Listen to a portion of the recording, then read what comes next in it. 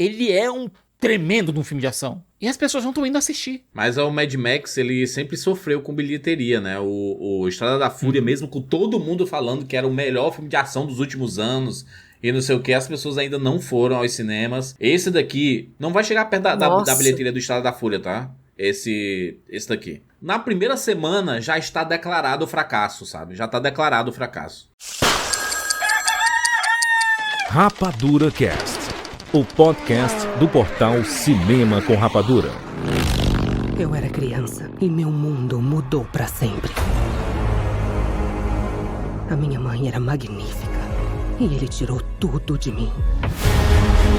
Seja bem-vindo, seres Rapadura em todo o Brasil. Está começando mais uma edição do Rapadura Cast. Eu sou Júlio de Filho e no programa de hoje nós vamos falar sobre Furiosa, mais um filme da saga Mad Max. Estamos aqui com o Thiago Siqueira. Jurandir Filho, você tem em você para fazer com que seja épico? Boa pergunta, Fernando Schmutz. Nas palavras do George Miller, a esperança é muito frágil, mas também é implacável. Olha, bonito, diretamente do Central Pandora. Sora, seja bem-vinda. Jorge Miller, desculpa por não ter acreditado em você. Caraca, o Jorge Miller, o pessoal desconfia muito dele, né? Impressionante. E também do Central Pandora, Matheus, seja bem-vindo. As pessoas não acreditam mais em heróis. Nós vamos trazer os seus heróis de volta. Olha, muito bem, mais uma vez aqui, um timaço pra gente falar agora sobre Furiosa, né? O prequel de Mad Max Estrada da Fúria, aquele filme maravilhoso lançado lá em 2015, que todo mundo amou, né? Na verdade é um dos maiores filmes de ação da última década, eu diria, dos últimos anos, né? Foi um feito cinematográfico esse filme. Com certeza. Juras, todo mundo que assistiu, amor, tem esse detalhe, né?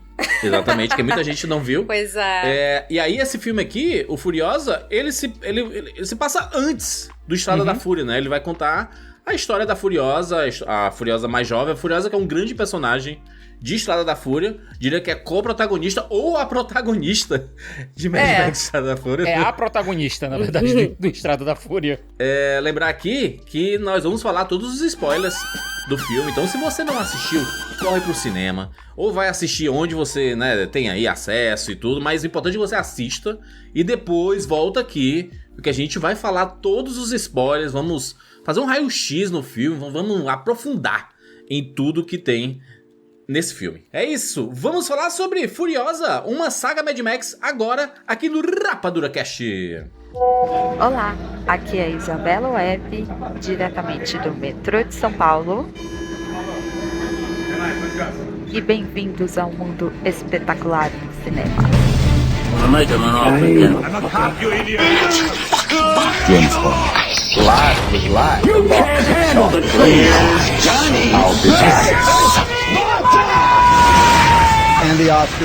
Rapadura Cast.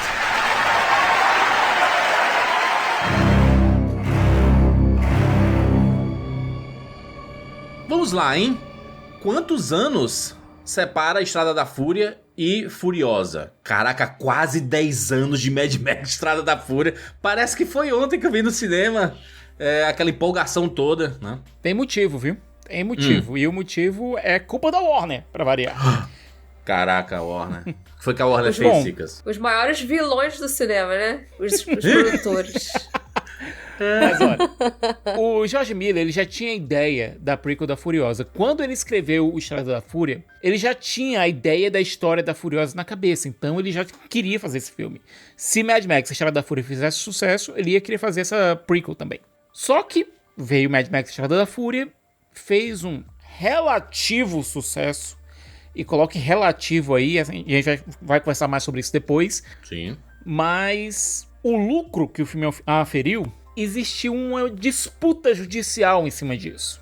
Caraca, eu não sabia disso, Cicas. Eu fiquei sabendo, eu vi alguém comentando por cima sobre isso. Eu pensava que foi, tipo assim, ele não fez um grande sucesso. O Estrada da Fúria, se eu não me engano, foram 380 milhões em bilheteria que ele faturou no mundo inteiro. Um filme que custou, o quê? 150, né? 160 milhões ali. 80 e poucos milhões. Ou seja, ele não chegou a dar lucro. Porém, é um filme que é muito premiado é extremamente elogiado. Acho que pra Foi catálogo muito da Warner. vendido em mídia física. Foi Exatamente, fez muito sucesso no home video. No stream ele fez muito sucesso também. Então, de certa forma, ele vale o custo, né? Mas teve essa briga judicial aí, né? Teve essa briga, e depois que essa briga foi resolvida, aí sim o George Miller pôde começar a trabalhar em Furiosa. A gente sabe que esses filmes de Mad Max, por conta do George Miller lidar muito com efeito prático, são filmes que demoram muito pra ser feitos. Tem uma pré-produção imensa. E pra tu ter noção, Juras, a Furiosa só foi escalada, a jovem Furiosa, quando o George Miller foi visitar o Edgar Wright. E nessa visita o Edgar Wright mostrou pra ele lá a cópia de trabalho do Zorro. Ele mostrou lá, o George Miller, caramba, que atriz foda. Aí ele disse, pô, o Edgar Wright foi, realmente a Anya é foda e tal. Ele demorou muito pra escolher, porque quanto mais demorava a produção, a atriz iria envelhecer também, né? Então, exatamente. Será jovem Furiosa, né? Na época que ele resolveu fazer o Furiosa, o motivo principal pelo qual ele não colocou a Charlize Theron é porque ele achou que os efeitos para rejuvenescimento ainda estão muito rústicos, não estão muito bons. Então, que desde o início a ideia dele já foi escalar uma atriz mais jovem, porque ele queria pegar ela numa idade mais nova mesmo do que ela já aparece no Estrada da Fúria. E eu achei muito fofo, assim, eu vi numa entrevista o Edgar Wright falando que ele resolveu, assim, fazer a maior campanha pra indicar a Anya pro George Miller, que ele falou, essa menina é fantástica, o trabalho dela é muito bom. E assistindo o filme, eu fiquei espantada com como a performance da Anya encaixou muito com a performance da Charlize. Até o tom de voz parecia que ela aprendeu a fazer a voz da Charlize. Tem uma hora que ela fala, Fê, na parte final do filme, que ela fala e eu pensei que era a Charlize Theron dublando. Eu achei também, na mesma... Parecia. Né? Não demais. pareceu isso? Não, até porque o filme termina literalmente quando a Estrada da Fúria começa. Mas olha, a gente não tem que só louvar a Anya Taylor-Joy, não. A Lila Brown, que faz a Jovem Furiosa, que aliás fica em tela muito mais tempo do que qualquer um de nós aqui imaginaria que ela ia ficar. É verdade. Também tá muito incrível nesse filme. Essa menina tá muito boa, né? O George Miller fez uma coisa, por mais que a Fê tenha dito que o George Miller não tenha gostado da questão de rejuvenescimento digital, e isso é verdade, ele não gosta mesmo, acha, como a Fê colocou, muito rústico. Ele utilizou uma computaçãozinha gráfica para juntar os rostos da Lila e da Anya, para que a cada ato a Lila ficasse mais parecida com a Anya Taylor-Joy. Isso é inacreditável, né? Você já ter esse tipo de... Eu não achava que era. Eu, quando tava assistindo o filme, eu falei, gente, eles acharam uma menina que é realmente uma mini Anya Taylor-Joy. E aí, depois que eu saí do cinema, é que eu fui ver que eles usaram esse recurso. Então, olha como que a tecnologia já tá evoluindo, né? Eu acho isso incrível. O que não vai ser possível, né, daqui a um tempo. Parecia até que aqueles casos que eles pegam uma pessoa da família, tipo, como se fosse ela uma prima, uma irmã mais nova da Anya Taylor-Joy. Aconteceu em Doctor Who isso. Aconteceu, né? Aconteceu em Doctor Who isso. Quando contrataram a Karen Gillan pra fazer a Amy, precisava de uma Amy mais nova e chamaram uma menina que era literalmente prima dela. Idêntica. Então, acontece muito esse negócio de você pegar parentes e tudo, especialmente quando a gente tá falando de uma produção australiana, que é uma coisa muito mais fechada. E no caso específico de Furiosa, houve essa questão e tinha um outro problema também na escalação da Anya. Ela não sabe dirigir. Caraca, peraí, mas... Eu achei isso fantástico. Esse é um problemaço, peraí, né? Você vai fazer Mad Max aqui... Ela teve que tirar carteira, né? Não, ela aprendeu a dirigir dentro dos sets, só que ela não tirou carteira até agora. Entendi. Se você pedir pra ela fazer um drift, uma ela baliza. consegue. Mas se você pedir uma baliza, ela não consegue. A gente tá fazendo muitos podcasts recentes sobre ficção científica e... A gente fala muito desses mundos distópicos, destruídos, a gente falou de Fallout recente. E é curioso como o Mad Max... Ele faz a gente pensar sobre muitas... Assim, Mad Max continua extremamente atual, né? Essa é a verdade. A briga que tem pelos territórios, a briga por recursos, né? Basicamente. Não sei... Matheus, tu chegou a jogar o jogo do Mad Max? Só não platinei porque não tem como mais por causa das coisas online. Cara, eu adorei quando eu joguei na época. eu me senti dentro do universo de Mad Max. Sim. Tipo assim, se fosse de verdade, acho que seria exatamente isso. O universo do Mad Max, né? O negócio do jogo é que só tem 2 caminhos. Ou você acha ele enfadonho, insuportável, ou você embarca na ideia dele e é um jogo maravilhoso. Um jogo eu muito acho que é bom. exatamente Aliás, isso. O filme confirmou o jogo como canônico, na minha cabeça. Né? Ele é um jogo, assim, pra quem aprecia o universo de Mad Max. Mas se você for olhar pra ele só como um jogo, ele não é tão forte, né? Não, Sim. Como eu gosto desses jogos de exploração, eu me senti um pinto no lixo ali jogando o jogo do Mad Max. E esse filme novo, por explorar muito o universo do Mad Max, porque se você pega os 2 primeiros, eles são bem fechados, né? O primeiro, então, é o mais fechado possível do mundo, né? Basicamente é uma gangue de motoqueiros, vai chegar lá e vai tacar o terror, e o mundo tá começando aí, né, pras cucuia, né, como fala, né? O 2, ele já expande um pouquinho, né? Expande um pouquinho, porque você começa a ver as fortalezas de petróleo, né, da gasolina. E porque teve orçamento. Teve orçamento pra fazer isso, né? Também porque o escopo mudou, né? Exato. O George Miller não ia fazer um filme de ficção científica com Mad Max, era um filme de ação, só que por problemas de orçamento e só conseguir certas localizações que estavam meio bagaçadas, igual o Hall of Justice do filme, que é, né, todo um lixão, deram a ideia pra ele, joga um pouquinho no futuro e fala que é uma distopia, que aí você justifica toda essa bagaceira. É por isso que Mad Max é um filme de ficção científica. Eu acho que toda a franquia Mad Max ela é apoiada na ideia do homem como lobo do homem, sempre tendo aqueles indivíduos que acabam, por algum motivo, geralmente o próprio Max, tentando ajudar as pessoas, mesmo que seja forçado pelas circunstâncias. É aquela coisa, fazendo bem mesmo que seja gritando e esperneando, dizendo que não quer fazer aquilo. A Furiosa é um caso interessante porque tanto o filme quanto a personagem. O filme dela é o primeiro filme da saga Mad Max inteira que tem uma ligação direta de continuidade com outro filme. O George Miller não fez...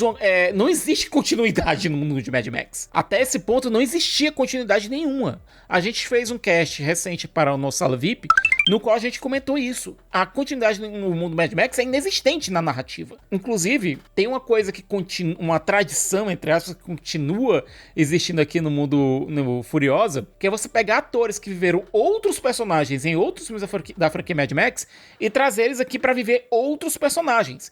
Mais ainda, a gente tem atores aqui que interpretam mais de um papel de maneira completamente desconexa. É porque é um negócio que muita gente não entende sobre Mad Max como franquia. O Miller já falou isso uma vez.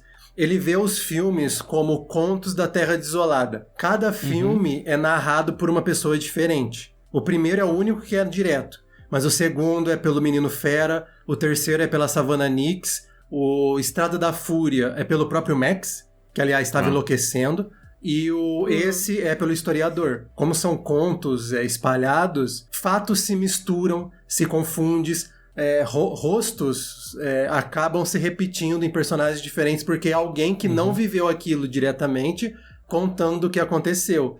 Até por isso que isso justifica, porque que em um ele é o Mel Gibson e ele é o Tom Hardy, porque quem está descrevendo a história pode não estar descrevendo exatamente. Em épocas diferentes, eu acho que podem existir outros Mad Max, sabe? Porque é como se fosse um título que fosse passado de gerações, não exatamente sabe? Um título, Juras. Não exatamente um título. Mas imagina só, eu tô contando uma história sobre uma pessoa, certo? Tô contando uma história sobre algo que aconteceu contigo, certo? Eu tô contando isso hoje. Daqui a 10 anos, a minha memória sobre essa mesma história vai ser um pouco diferente. Talvez a minha cabeça coloque que tem uma pessoa que participou dessa história que talvez não tenha participado na vida real. Às vezes até...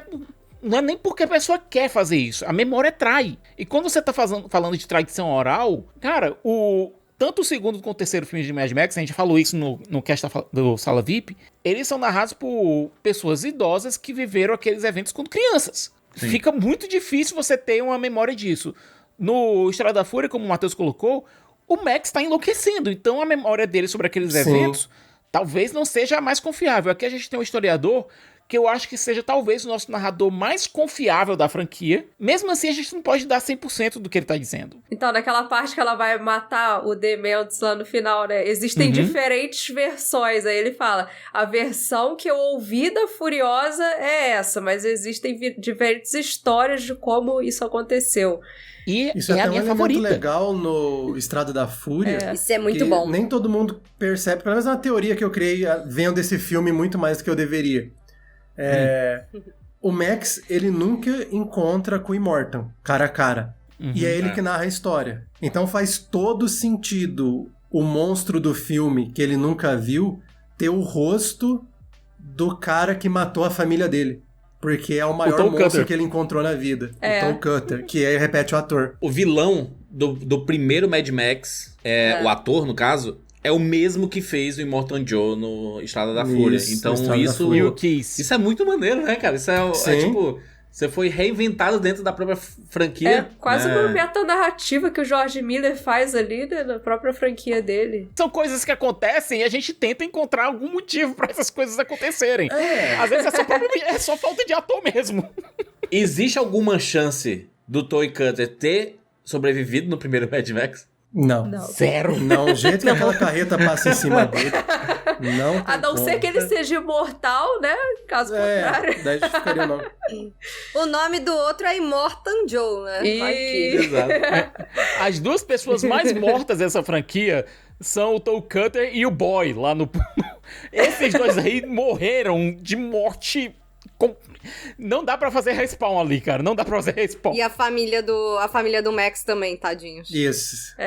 Mas sabe quem que eles podem trazer de volta? Porque eu não tenho certeza que não morreu? O Ganso.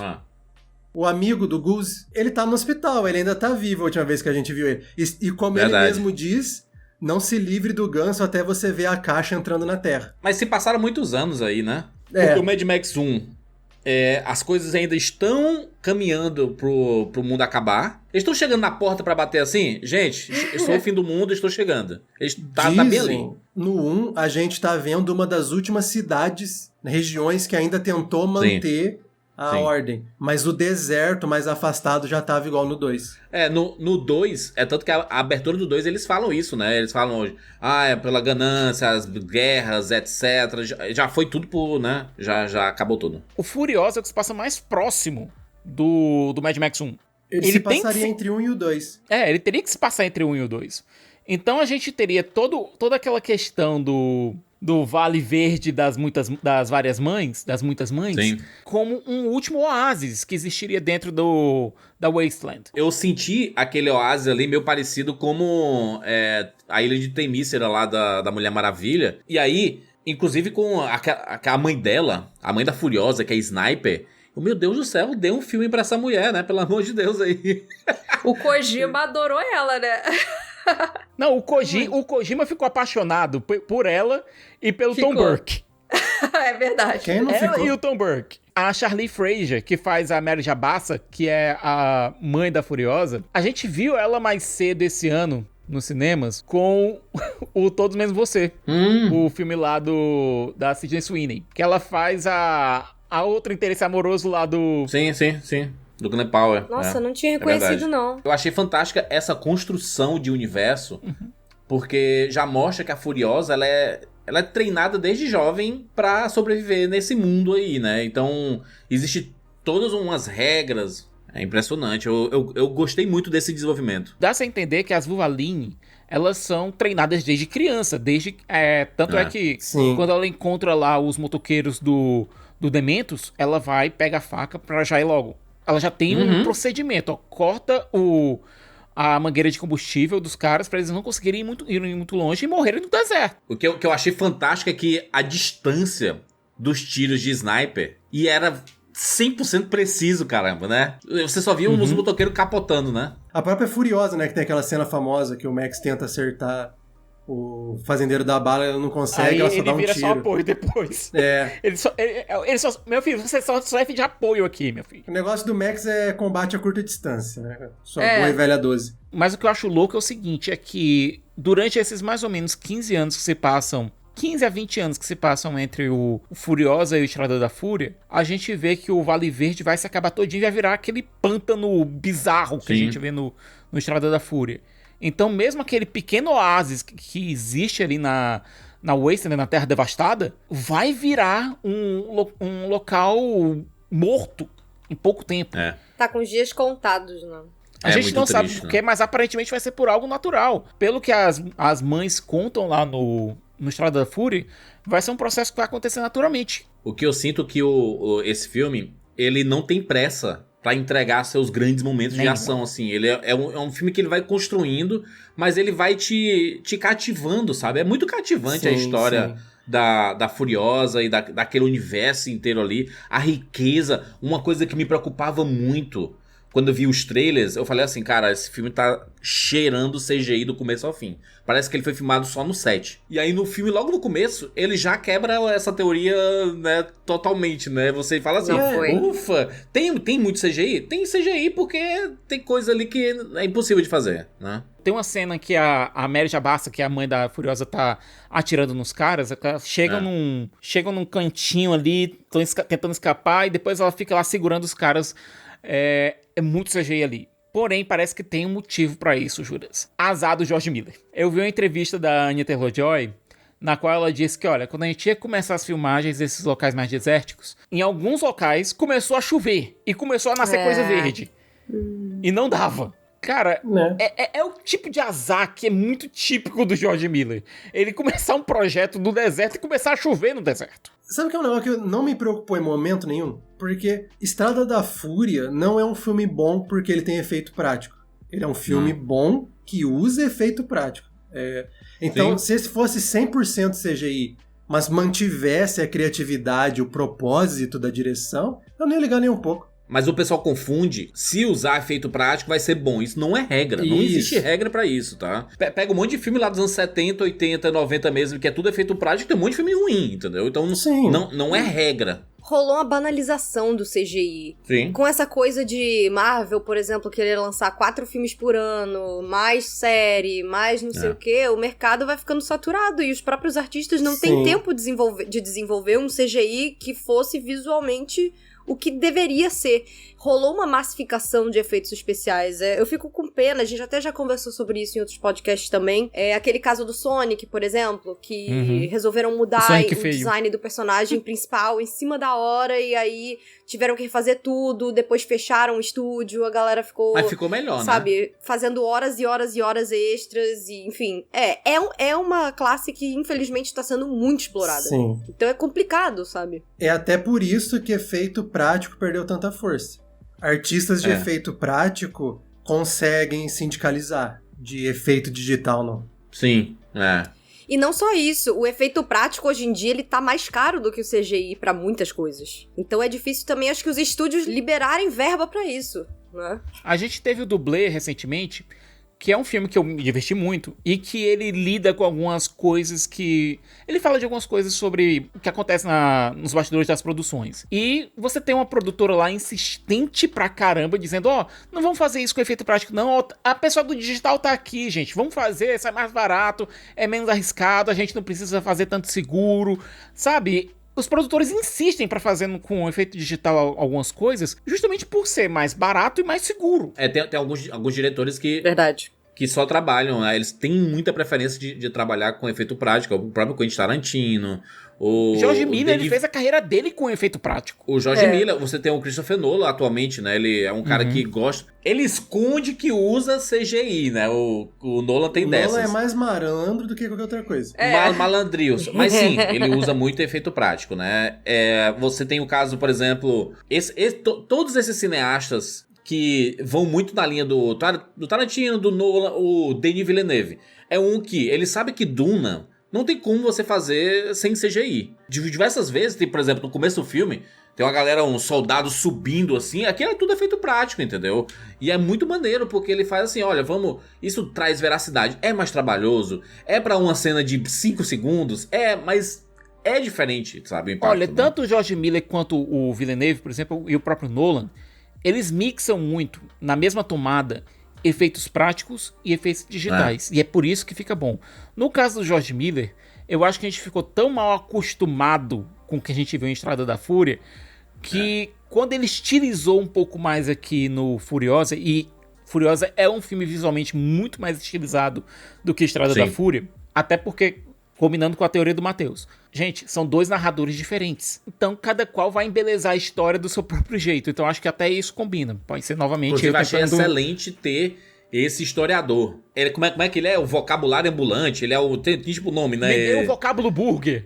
Vocábulo burger. É que nem a Aquacola. É que nem a Aquacola. Ele é assim, o que é isso aqui, hein? Aí ele vai lá e dá uma explicação pro Ele é um dicionário ambulante. E ele é todo tatuado, né? É muito bom. Ele tem as tatuagens tatuado de informação. Me lembrou muito as Bene Gesserit do Duna do Villeneuve, quando a Lady Jessica vira lá a reverenda madre dos Fremen, né? Ela fica com o rosto todo desenhado, igualzinho. Mas, Sora, sabe o que mais me lembrou mais?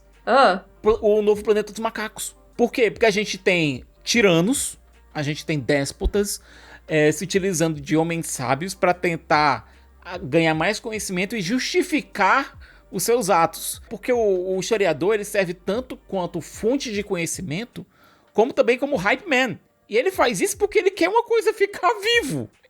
Tanto é que ele diz pra Furiosazinha, olha, se você se tornar útil pro Dementos, ele vai te tratar bem. Então ele até sugere pra ele ser uma historiadora também, pra ter alguma utilidade pro Dementos. A gangue dele, juras, pra mim, é o mais próximo do que a gente viu da gangue do Toll Cutter desde o primeiro Mad Max, que eles são literalmente gafanhotos.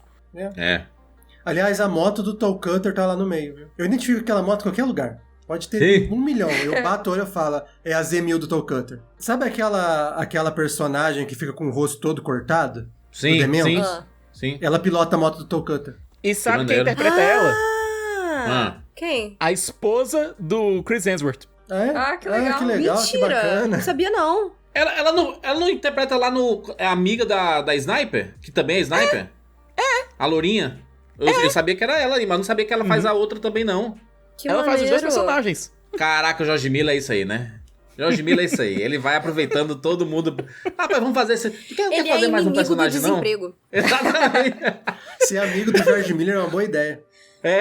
Pô, sim. Vou te contratar. Você faz 3 personagens aqui, tá de boas, né? O Chris Hemsworth é muito, muito louco isso, né? Porque ele é muito popular como Thor. O Thor é um personagem que ele foi sendo desenvolvido dentro da Marvel. E um pouco galhofado também, né, Juras? Não, eu sei, mas no começo ele era o brucutu, né? Ele era mais sério, né? Ele era meio que o peixe fora d'água, shakespeariano. Ele era sem graça, E aí, ele foi encontrando esse tom de humor com o passar dos filmes. E aí se descobriu que o Chris Hemsworth é um cara engraçado. Ele é genuinamente engraçado. Ele fez o filme lá do Caça-Fantasmas, que ele é engraçado. Ele vai fazendo, tipo, aquele Homem de Preto, né, que ele também fez, que ele é engraçado. Ele fez comédia romântica, que ele é engraçado. Ele tem uma veia cômica, né? Tem. Os filmes podem não serem tão bons, mas ele sempre dá um tom diferente, assim, legal, sabe? E aqui, ele fazendo esse vilão bonachão, com um nariz diferente, uma prótese no nariz dele. A voz que ele encontrou, cara, é muito boa. O jeito de andar, Cicas, ele anda de um jeito bem diferente, assim.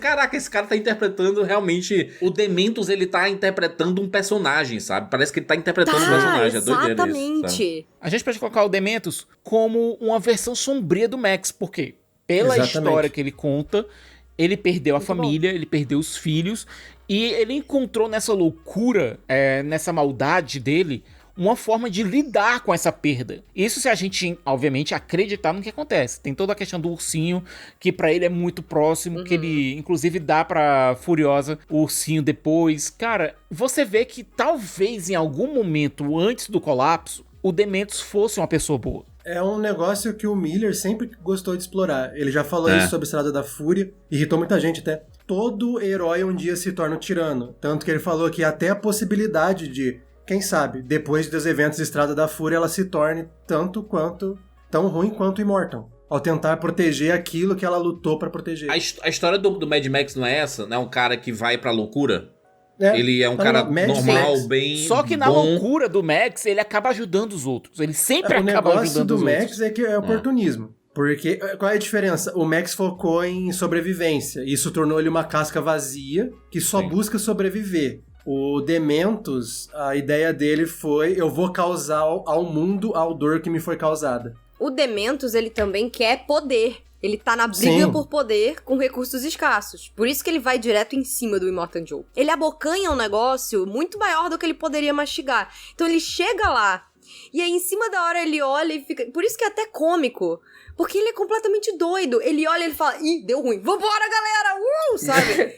E não, aí ele já, é isso. Primeiro que ele chega com as bigas dele, né? Ele transforma motos em bigas. Ele amarrou 3 motos. Ele usa uma capa que é claramente lá, aquele paninho, aquela capa de gladiador. O cabelão, a barba... Gente... Ele é uma mistura de gladiador com pirata, já percebeu?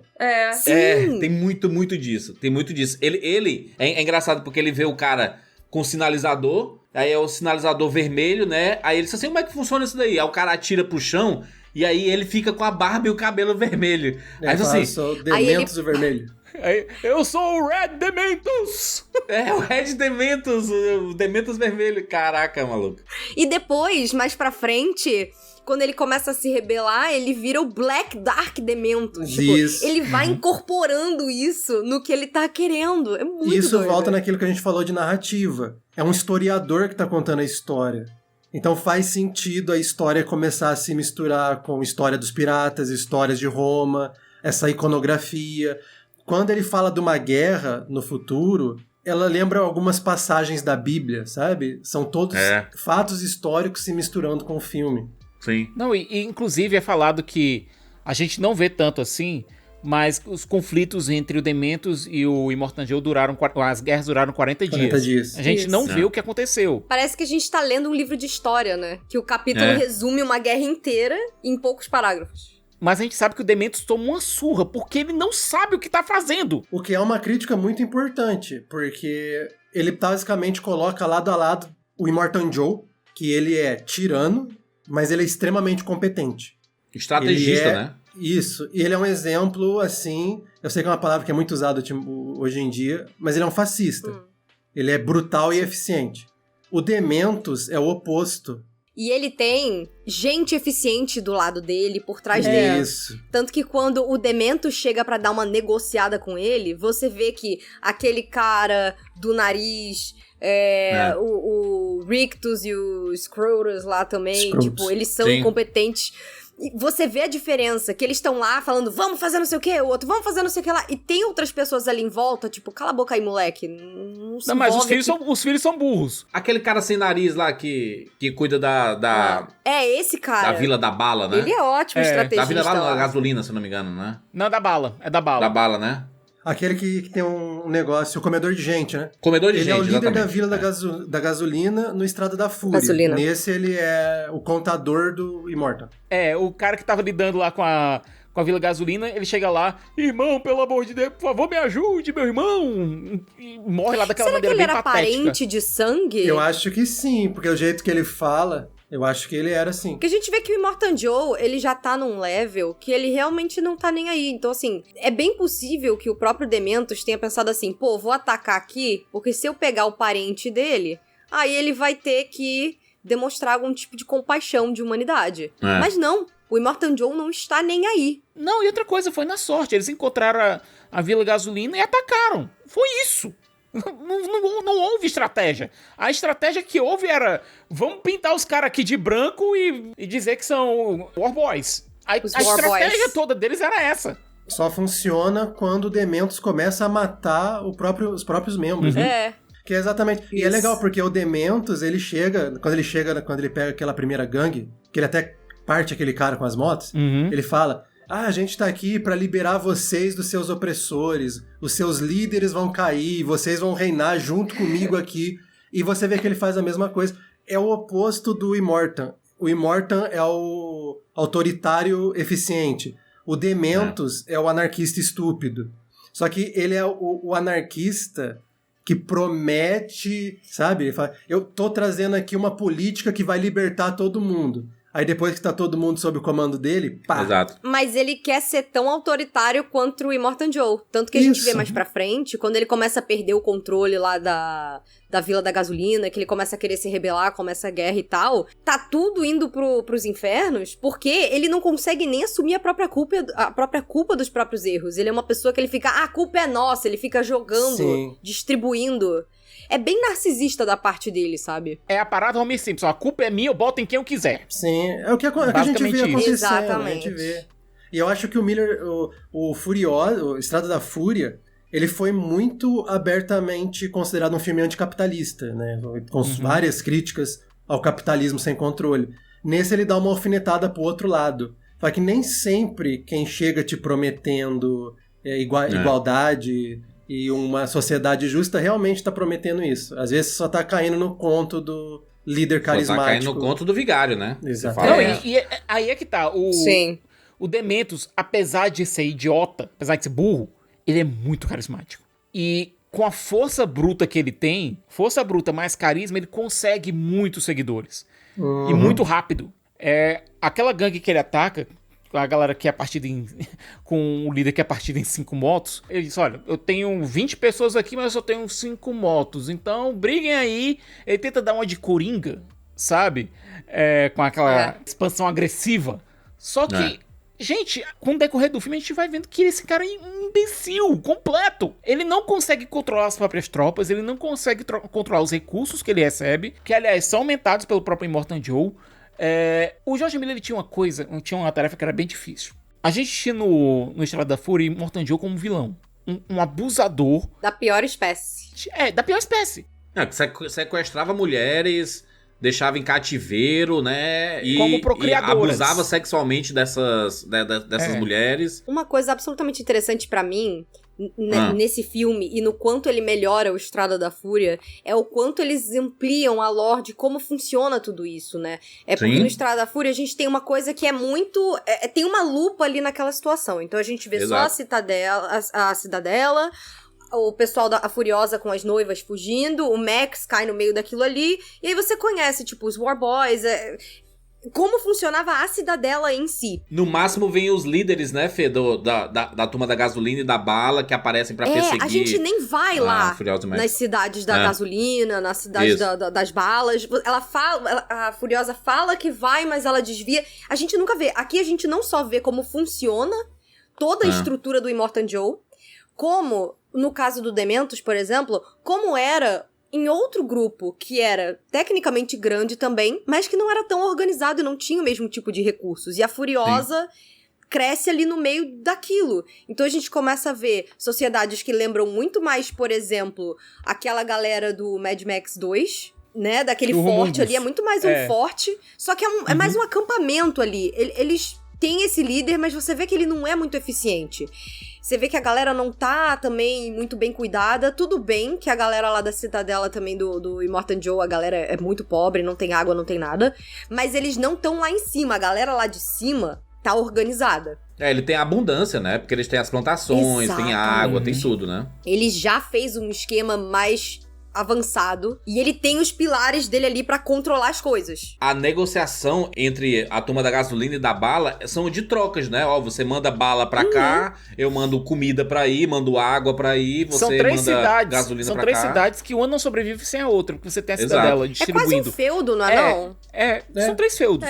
Você tem a cidadela que tá distribuindo água e alimentos. Você tem a Vila Gasolina que distribui combustível e você tem a da bala que distribui armamentos. Das balas. A Fazenda da Bala que distribui armamentos. Então, são as 3 coisas que essa civilização, entre aspas, que foi criada, precisa pra sobreviver. Sabe um outro negócio muito legal também? Que ele também expande um pouco a lore das noivas. Porque no Estrada da Fúria, a gente já vê elas fora dali.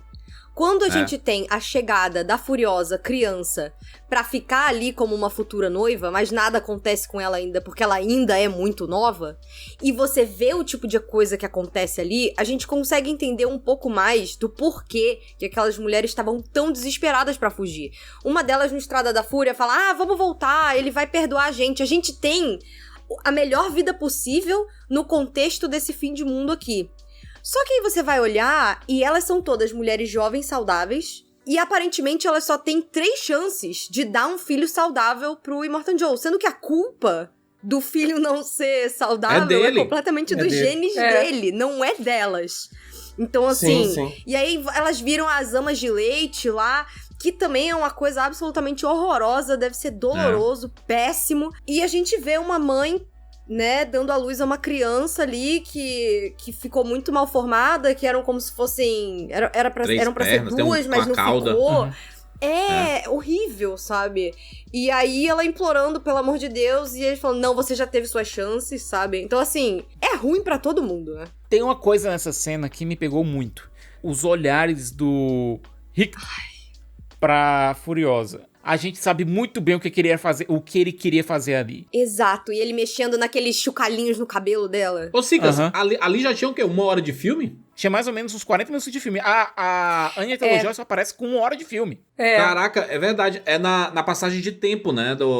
Da menina sobrevivendo. Só que ali, e tudo. ali ainda tava na Jovem Furiosa, não tava ainda na Anya Taylor-Joy. Então a gente tem o Ricto Erectus demonstrando... Eu tô tentando manter as palavras aqui, juro, por conta do YouTube. Demonstrando a lascívia dele em relação à Pequena Furiosa. Porque ela era criança, né? Era uma criança ali ainda. E pelas palavras dele, como ele reage quando o Scrotus encontra ele depois, mesmo naquela sociedade toda lascada, aquilo é um não. Aquilo é imperdoável. O Scrotus, desde o primeiro momento que ele nome repara é muito bom, essa né? atitude do irmão dele... O nome faz jus, né? A pessoa, né? Rapaz, desde o primeiro momento que ele repara aqueles olhares, assim, ele já fica, fica esperto, cara, não faz isso não, é besteira. A Anya Taylor-Joy, ela demorou um pouquinho pra me conquistar no personagem. Porque a gente tem, no futuro, a Charlize Theron. Que é uma força da natureza inacreditável, né? E aí você tem a Anya Taylor-Joy que tem que fazer essa versão que vai passar por alguns perrengues e vai ser passada na casca do alho, né? E ela só tem meio filme pra fazer isso. Mas no começo, Cicas, eu vi ela pequenininha, magrinha. Cara, essa menina não era a filha. E ainda com o cabelo. Porque ela primeiro é uma Praetorian. Ela não é a Imperator. Ela vai subindo na hierarquia. O que acontece? No ranking, Na hora que ela escapa do Rictor, ela se junta lá com o pessoal da garagem, que fica abrindo lá os portões e tudo. E começa a trabalhar lá. Ela corta os cabelos. Ela vira meio mecânica, né? Ela vira meio mecânica e começa a subir de hierarquia. Especialmente quando começam a construir a War Rig grande. E ela se disfarça, né? Ela se disfarça de menino, né? Isso, Por algum tempo, até o Jack descobrir ela, né? Isso que o Juras falou que a Anya demorou um pouquinho pra ganhar ele. A cena onde ela me ganhou pra valer é justamente essa cena, que ela ainda tá disfarçada, trabalhando na War Rig, aquela cena de ação que dura uns 15 minutos, que ela fica pendurada ali embaixo. A grande cena do filme. Ela arrasou. Inclusive, gente, eu tava vendo uma entrevista sobre isso. Vocês acreditam que aquela cena de 15 minutos demorou 78 dias pra ser filmada? Caraca, que fantástico, hein? Isso eu gosto. É o tipo de informação que eu gosto. Porque valoriza muito o trabalho, porque tá muito bem feito. A Anya falou que quando ela chegou lá pra filmar, ela falou assim, eu pude parar de treinar, porque eu ficava o dia inteiro pendurada embaixo de um caminhão. E a gente sabe que eles filmam, de fato, embaixo do caminhão, com ele andando. Então, assim... É um trabalho de super-heroína que ela teve que fazer ali. É inacreditável, assim, o nível da organização. Outra coisa muito maneira é que a gente vê que tudo nas cenas de ação do filme é feito com efeito prático. Então, se você vê uma filmagem, um behind the scenes, né, de filmagem de Mad Max, é absolutamente sensacional. E uma coisa muito maneira que eu vi, que o George Miller falou numa entrevista recente aí do Furiosa, é que eles desenvolveram um software que é capaz de fazer meio que uma simulação de como vai ficar a cena, pra eles saberem exatamente onde é que ele tem que posicionar as câmeras. É um negócio todo em 3D, que ele falou que é quase um software de animação. Ou seja, é um storyboard animado. Que ele dava... Ele usou esse termo, inclusive, que era como se desse pra animar o storyboard da cena que ele ia fazer. Agora, Surreal. Sabe o que é mais louco nessa história? Sabe quantas falas a Anya Taylor-Joy tem no filme todo? 30. Ela tem 30 falas. O Max Sério? no 2 também tem quase nenhum. Pois é, a Anya Taylor-Joy, ela atuou com o corpo. A atuação dela Ela é reage física. muito mais, né? Ah, não foi o George Miller que falou isso, Cicas? Que não, que negócio de fala, compadre, eu gosto de ação. O George Miller e o Denis Villeneuve. Ele e o Denis Villeneuve, ambos os dois conjuntamente juntos. Mas o mais louco é o seguinte, também teve uma entrevista dela que ela disse que foram filmagens extenuantes e que rolaram coisas com ela que ela não tá preparada ainda pra falar. Dá pra notar, porque foram filmagens extremamente físicas. Dá pra ver que ela tem um carinho muito grande pelo George Miller, que ela gosta muito da equipe, mas que não deve ter sido um trabalho fácil. Ela é uma atriz que lida muito com diálogos. Claro, ela teve grandes interpretações que dependiam muito de fisicalidade também, mas as personagens dela a gente conhecia pelos diálogos também, não só pelas ações. Aqui ela teve que vender a Furiosa dela muito com o corpo, com linguagem corporal, com ação. Isso é muito difícil, gente. A cena dos 15 minutos é a comprovação disso, porque ali Sim. ela me convenceu, ela é a Furiosa. Agora, o relacionamento dela com o Jack, eu achei uma coisa extremamente interessante, porque dentro da franquia Mad Max, a gente não tinha visto nenhum relacionamento que chegasse perto de ser algo romântico, a não ser, claro, o Max com a falecida esposa dele. A relação que ela tem com o Jack, pra ela chegar em determinado ponto e oferecer pra ele ir com ela pro Vale Verde das Muitas Mães, se tornou algo muito próximo. Eu acho que, primeiro, foi uma relação de apadrinhamento. O Jack coloca ela debaixo da asa dele. Inicialmente foi. Mas eu acho que ela é uma relação que estava evoluindo pra algo mais. E quando o Demetrius tira dela a infância, a mãe e o Jack, chega num ponto em que se torna insuportável. E aqui a gente volta pro Mad Max 1. Na mesma situação que o Max estava ali junto ao Boy e junto ao Toe Cutter, a Furiosa estava em relação ao Dementos no final do filme. Sim. E possivelmente o Dementos também esteve nessa situação com quem tirou o filho deles. E tanto é que o próprio Dementos diz, olha, você vai se tornar eu. Uhum. E ele diz isso com uma certa alegria, sabe? Ele diz isso com um certo entusiasmo. Ele ainda convida ela pra ir junto. Ele fala, vem comigo, a gente vai, tipo, tacar o terror aqui no que sobrou, sabe? Naquela verborragia dele final. Quando ele descobre finalmente quem ela é, né? Quando ele finalmente se dá conta que ela é aquela garotinha. Isso até explica também porque o Dementos, quando encontrou a Mini Furiosa lá no início do filme, ele iniciou com ela essa relação, né? De pai e filha. Porque eu acho que ele meio que quis adotar ela pra ter uma segunda chance ali, né? Porque todo o drama em volta do Dementos é focado nessa questão, né, dele estar lidando com essa perda que ele teve no passado. O personagem do Jack, ele é muito interessante. Primeiro porque eu achei genial a escalação do Tom Burke, porque ele foge dos padrões de qualquer ator de ação. Tanto que eu vi que... eu não sei se é verdade, é a história que foi contada sobre, que ele chorou de emoção ao descobrir qual seria o personagem dele. Porque ele falou que ele sempre é contratado pra fazer o cara atrapalhado. O gordinho que é atrapalhado. E quando ele viu que ele ia fazer um personagem que foi descrito como nobre e heróico, ele se emocionou muito. Então, eu acho o Jack fantástico. Não só porque ele parece comigo, incluindo o mullet. Agora tanto que eu vim até aqui, homenageando ele. Olha aí, muito bom. Ele é o único herói da franquia Mad Max. O Max, no 2, ele é neutro. No 3, ele é um vilão.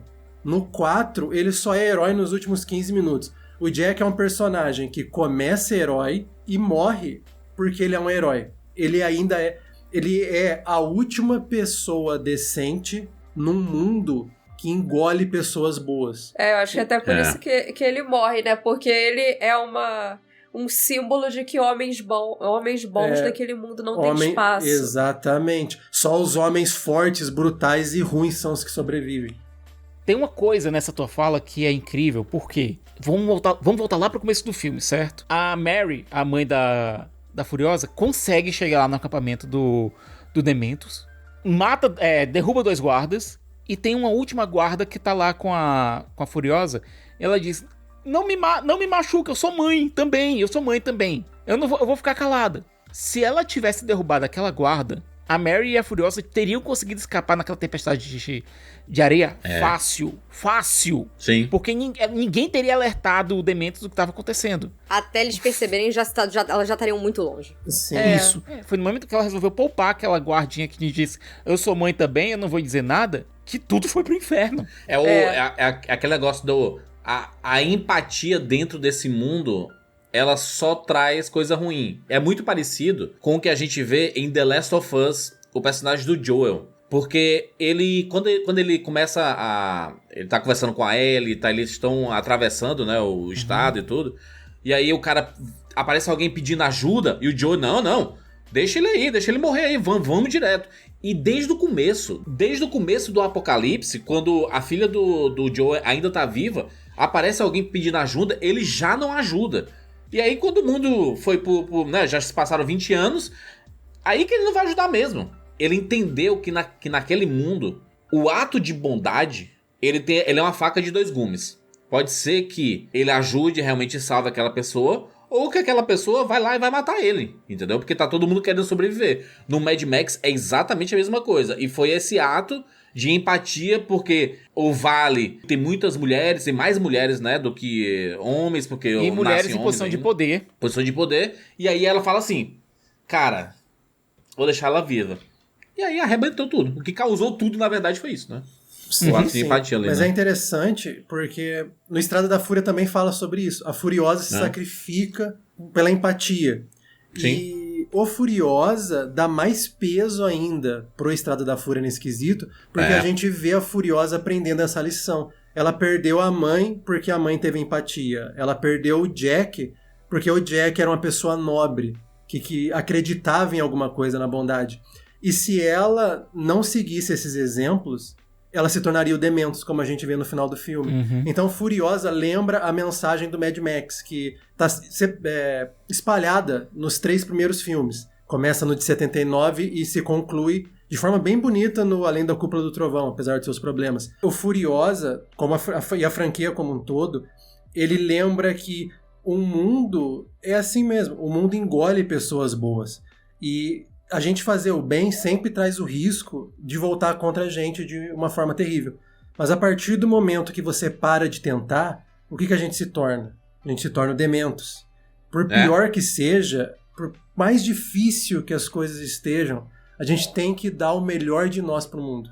Seja o Max salvando a tribo dos que partiram no 3º filme, seja a Furiosa salvando as noivas. A gente tem que sempre tentar o melhor. É aquela coisa, né, Matheus? Hobbes, e eu tô citando aqui novamente a teoria hobbesiana, do homem como lobo do homem. Sem o Estado, o estado natural do ser humano seria predar o próprio homem.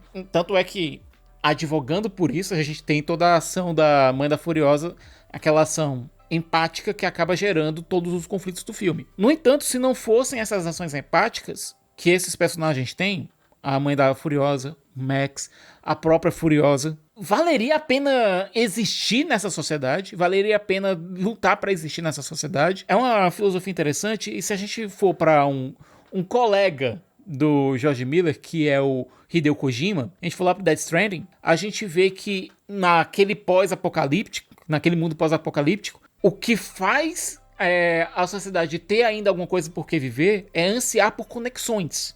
Exato. E é uma coisa que o George Miller, a gente falou do jogo mais cedo, né? O George Miller disse que ele não gosta tanto assim das mecânicas do jogo e queria que se alguém fosse fazer um jogo de Mad Max fosse o Kojima, né? Primeira vez que o George Miller errou na vida, impressionante, né? Mas é louco isso porque os dois têm pensamentos muito parecidos. Até mesmo em escalação. Depois de assistir o filme, o Kojima ficou doido com o Tom Burke, dizendo, caramba, é o Snake. Não é? Ele quer o Tom Burke fazendo Snake no cinema, né? Agora ele quer. Mas ele vai jogar fora o Oscar Isaac, porque ele já tinha falado que o Oscar Isaac era o nome que tava vinculando ali, né? Só tem uma possibilidade pro Snake. O Kurt Russell dos anos 80, já foi. Não existe mais, né?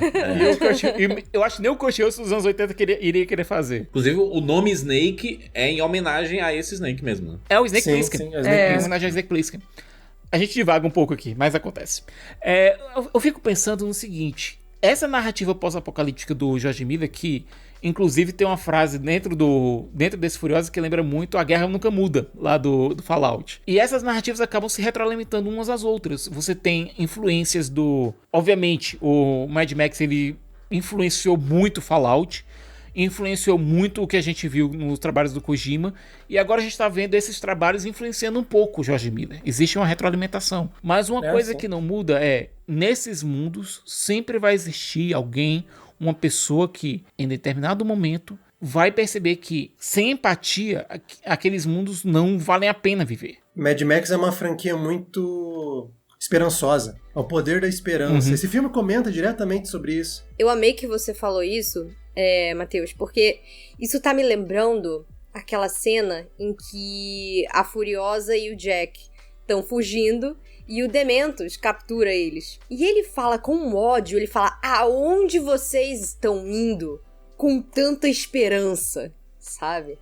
Exatamente. É como alguém que desistiu e sucumbiu a tudo de pior, a loucura e a tudo de mais cruel que você pode sucumbir nesse mundo. Eu acho que o que mais deu ódio nele foi ver duas pessoas ali com alguma esperança de algo, sabe? E ele falando, o que vocês acham que tem lá do outro lado? Não tem nada. E eu achei muito bonita, assim, a relação que foi construída da Furiosa com o Jack com relação a isso, sabe? Porque ela também já tava um pouco sem esperança. E ele é a última boa pessoa que passa pela vida dela, assim, sabe? Ele disse pra ela, olha, daqui uns 2 dias você pode ir, eu vou te preparar o carro, vou te preparar mantimento, você vai poder ir. A cara dela, o semblante dela é de, quem é esse cara? Por que ele tá fazendo isso? É incredulidade, Incredulidade. Tanto que um momento que me marcou muito é que ela sempre esconde aquela semente, porque aquela semente representa o local que ela tem que proteger. E ela oferece a semente pra ele. E a mãe dela também. Foi a última coisa que a mãe deu pra ela. Isso. E ela mostra a semente pra ele, meio que falando, eu tenho isso, eu posso dar pra você também, a gente pode ter junto. E ele fecha a mão dela, né? Ele não quer tirar nada dela. Ele não quer tirar absolutamente nada, ele só quer proteger ela. Não, e ela tá num mundo que é completamente hostil pra mulheres, né? Onde o máximo que você pode ser, o mais alto lugar que você pode chegar é você ser uma parideira que usa um cinto de castidade. Muito doido, sabe? Isso, um negócio rápido que eu acho bem interessante com o mundo contemporâneo, a situação das noivas, tanto em Furiosa quanto Estrada da Fúria, é um exemplo bem claro de que só porque alguém parece estar numa posição privilegiada de protegida, não significa que ela não é objetificada.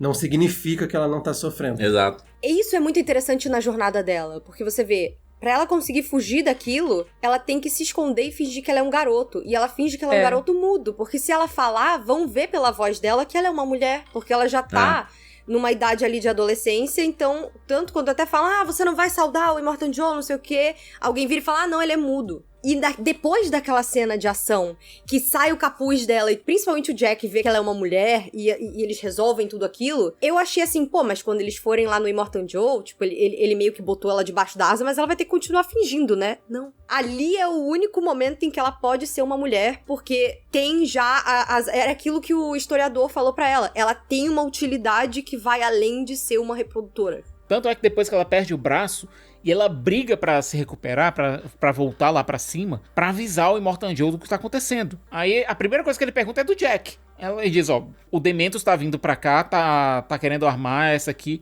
Porque ele diz, não, vamos fazer uma reunião. Não, reunião com existe nenhuma. Ele tá querendo atrair todo mundo pra armadilha e assumir tudo. O momento que ela perde o braço, que é o que mostra, que faz a conexão muito com a Furiosa do futuro, né, do Estrada da Fúria, porque ela não tem um braço, tem um braço mecânico e tudo.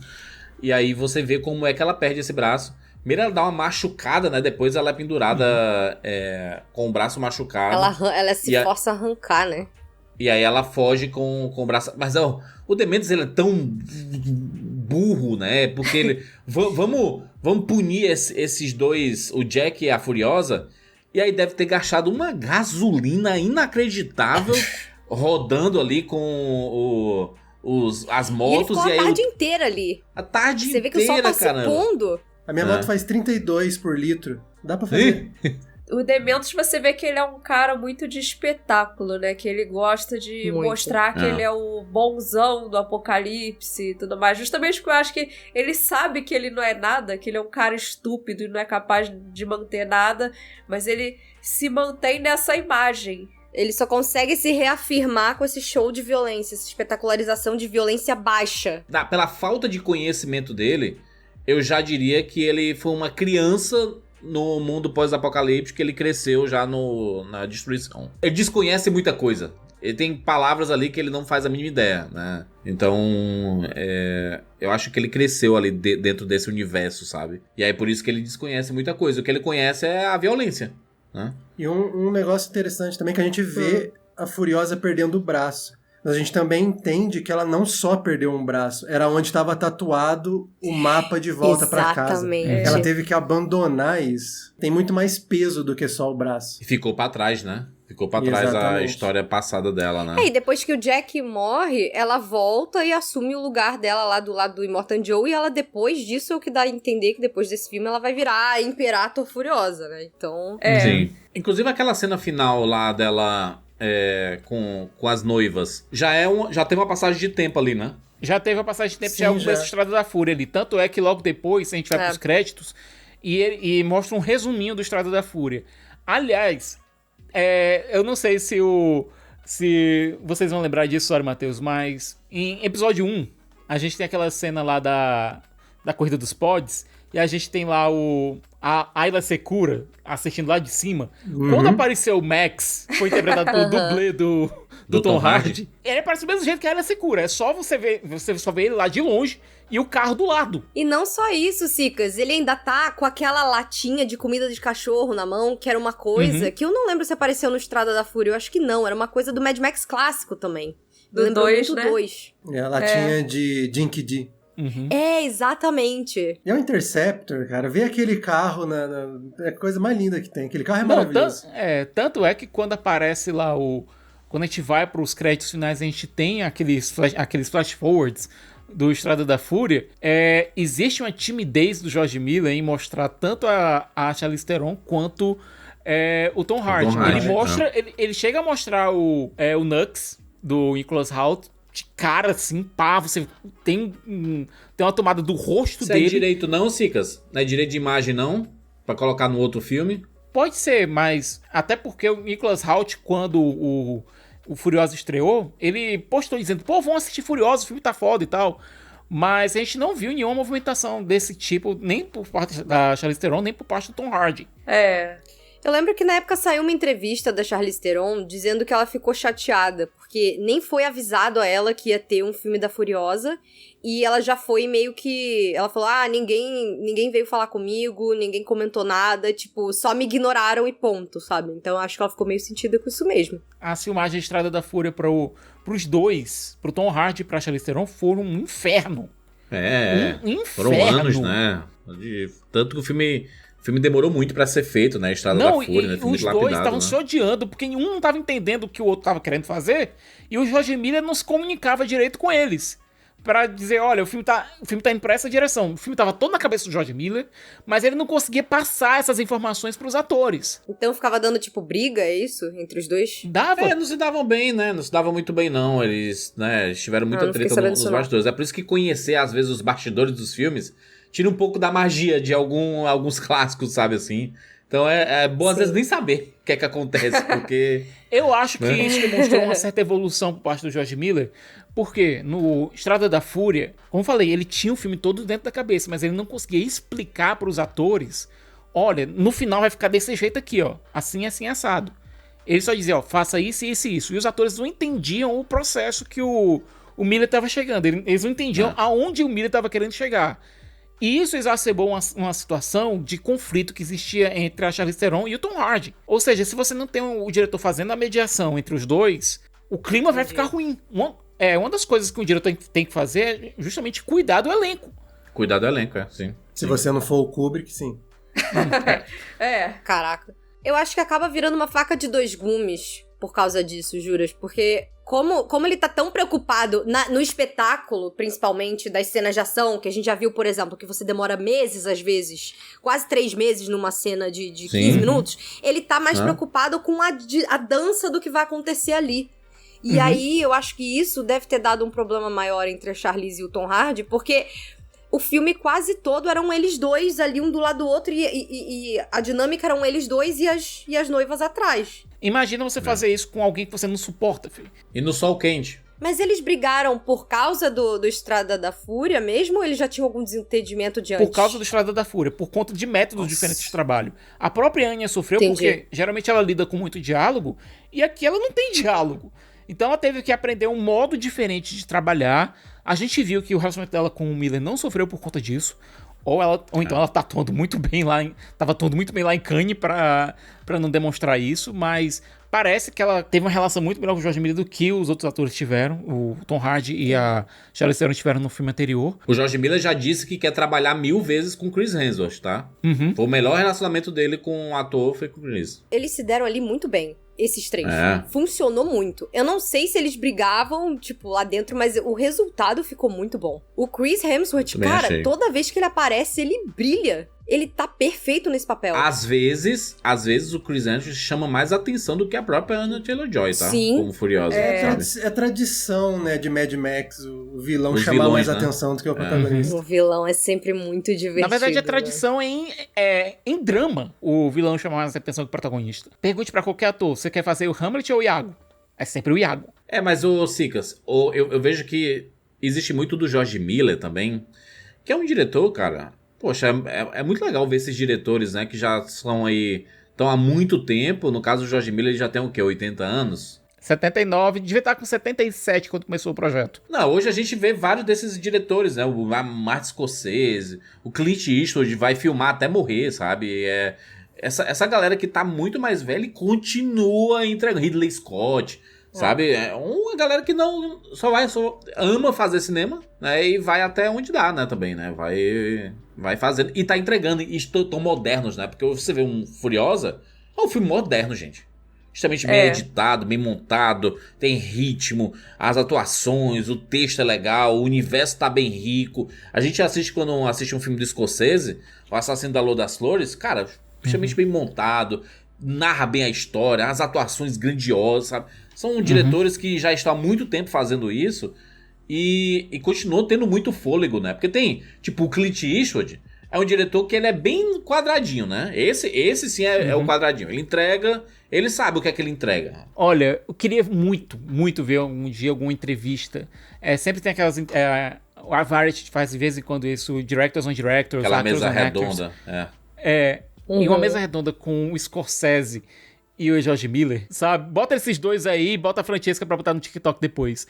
Mas, novamente, tanto o George Miller quanto o Scorsese, os personagens mais dúbios, os personagens mais do lado negro deles, os Iagos, são melhores que os Hamlets, que os Otelos deles.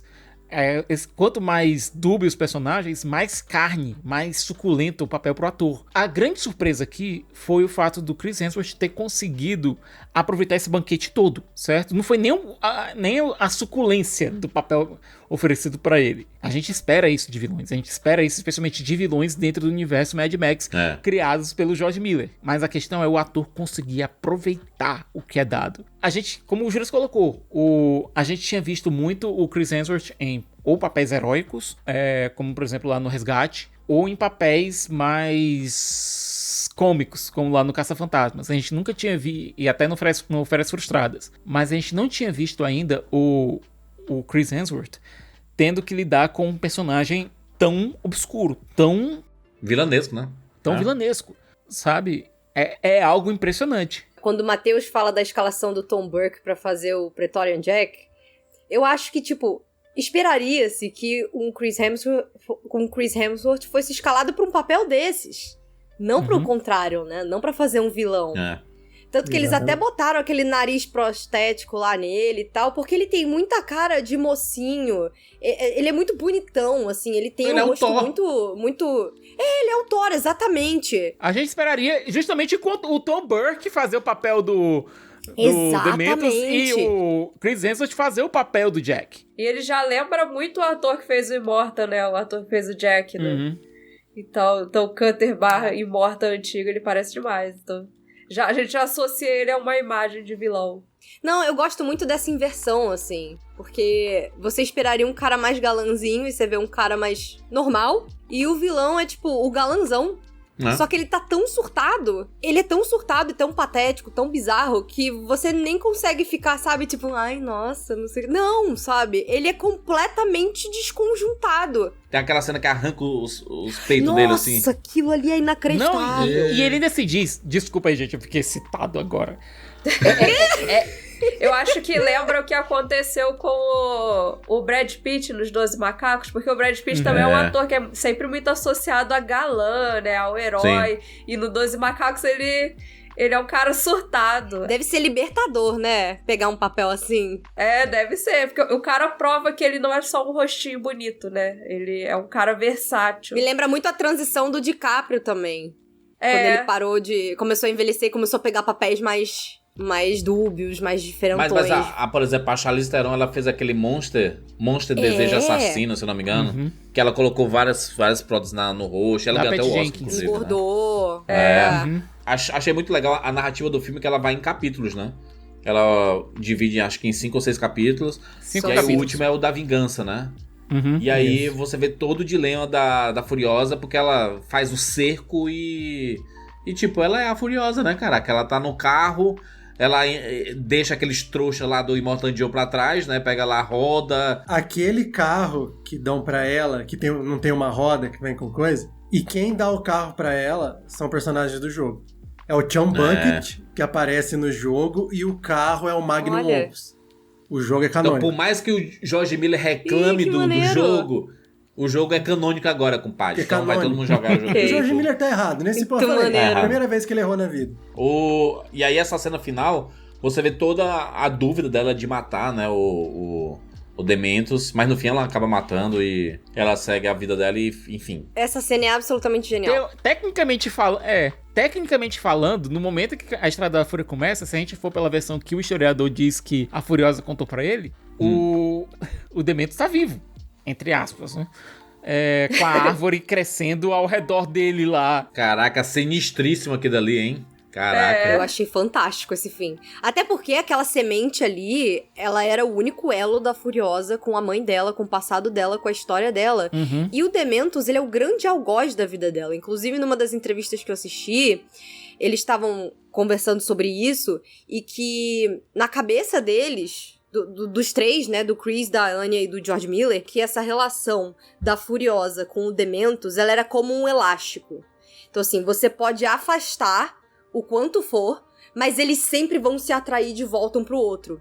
Então, você pensar que ela teve que abandonar tudo e voltar lá pro Immortal Joe, e você pensar que ela pegou o responsável por tudo de ruim e por ela ter que ter abandonado tudo, todo o passado dela, a infância dela, é muito doloroso, né? E ela plantar aquela árvore ali, deixar florescer aquilo ali, dar frutos aquilo ali, pra mim é muito simbólico de você pegar o que te machucou e você fazer o melhor que você pode com aquilo. Me lembra aquela frase do Sartre, né? Que é o não importa o que fizeram com você, mas o que você faz com aquilo que fizeram com você. Sabe? Eu acho que aqui é uma mensagem muito bonita, assim, de você não permitir que alguém, de fato, destrua a sua vida. A gente tá falando de filme de ação no qual a gente citou Hobbes, a gente citou Shakespeare, a gente citou Sartre.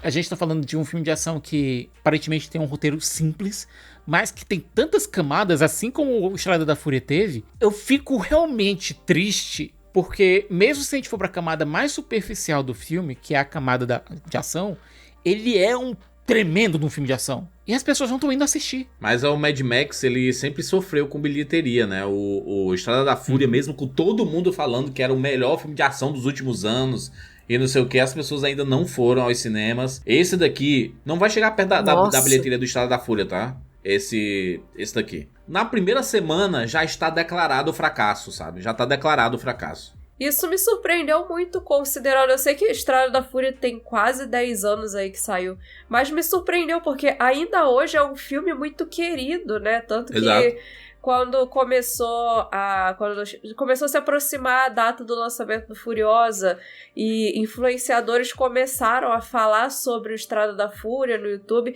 a recepção estava sendo excelente, as pessoas estavam só elogios com o Estrada da Fúria, então realmente foi uma surpresa. Existem algumas possibilidades, alguns motivos pra isso. Então, o primeiro deles, eu acho que é o principal deles, o hábito das pessoas tá mudando, sabe? Nos últimos anos a gente tá vendo as bilheterias cada vez menores. Eu acho que é o muito isso interesse das também. pessoas de ir ao cinema tá caindo. O valor do ingresso ele influencia totalmente, porque hoje o ingresso de cinema é o preço de uma mensalidade de streaming, às vezes até mais, né? Dependendo do Nos cinema. Estados Unidos, se a gente for colocar 3, 4 pessoas, o pai e a mãe, 2 filhos, certo? Pra irem ao cinema. Furiosa é um filme R, mas vocês estão entendendo em que ponto eu tô querendo chegar. Se você for pegar uma família inteira indo pro cinema assistir o filme, é o preço de você encher o tanque do seu carro, sabe? Prioridades. E tem mais também, né, Cicas? Hoje em dia, depois da pandemia, a janela de tempo que um filme demora pra cair no VOD ou entrar no streaming tá muito menor. Então tem esse raciocínio de, daqui 3 meses eu posso assistir. E antigamente era, tipo, no mínimo meio ano até você conseguir assistir. Se o filme foi fracasso, em 2 meses ele já tá chegando. O dublê mesmo. Gente, o dublê é um dublê... filme recente. Passou 1 mês, ele já chegou no VOD, sabe? Menos de 3 semanas, Juras. Menos de 3 semanas. Existe um certo desespero dos estúdios, porque eles pensam assim... O filme entrou em cartaz, não deu bilheteria. Na 3ª semana você já consegue sentir se um filme ele vai ter vida longa dentro do cinema ou se ele já tá caindo no esquecimento, porque entram outros e acaba substituindo. Se eles percebem isso, eles conseguem fazer uma matemática que é assim, olha, o marketing que a gente gastou nesse filme ainda pode estar presente na cabeça das pessoas. Talvez ainda esteja em outdoor, talvez ainda esteja no pôster. Se a gente lançar no VOD, o marketing ainda vai estar presente e a pessoa vai poder ver em casa. Porque se ela não foi ver meu filme no cinema, talvez tenha alguns motivos. Parece aquela última espremida da laranja, né? Exatamente. Tipo, como é que eu posso fazer um último dinheiro disso aqui antes dele entrar num streaming e ninguém pagar mais nada por ele? O que é que eles pensam? Se a gente investiu muito em marketing, normalmente um filme grande, eles gastam 100 milhões em marketing. Caramba, isso é muita coisa. Muito dinheiro. E aí, eles querem justificar que quando você você faz um investimento grande assim, o marketing ainda tá passeando. Então é aproveitar o momento. O caso do Mad Max, ele é um caso sintomático porque a bilheteria baixíssima, ele estreou junto com um feriado, o feriado de segunda-feira, né, que é o Memorial Day, o último feriado do mês de maio, né, nos Estados Unidos. O último final de semana de maio. E aí, se você faz a comparação com anos anteriores, ano passado já foi terrível, já foi muito baixo, e esse ano foi pavoroso. E aí eu fico me questionando que é o quê? Antigamente as pessoas quando chegavam no feriado, elas gostavam de ir ao cinema. Talvez hoje em dia as pessoas não queiram mais ir pro cinema no feriado, entendeu? O dia assim, olha, posso ver em casa um dia. Eu ainda acho que é mais uma questão de preço mesmo. O Memorial Day do ano passado, você tinha Pequena Sereia, você tinha Velozes 10 e você tinha Guardiões da Galáxia. A bilheteria somada do final de semana deu 220 milhões de dólares, que foi mais ou menos a mesma coisa que tinha dado com o lançamento do Top Gun. Só que no caso do Top Gun, em 2022, 160 milhões de dólares foram só do Top Gun. Sabe? 160 milhões. Eu acho que a Warner, o pensamento, sonho febril deles era o quê? Mad Max é o novo Top Gun.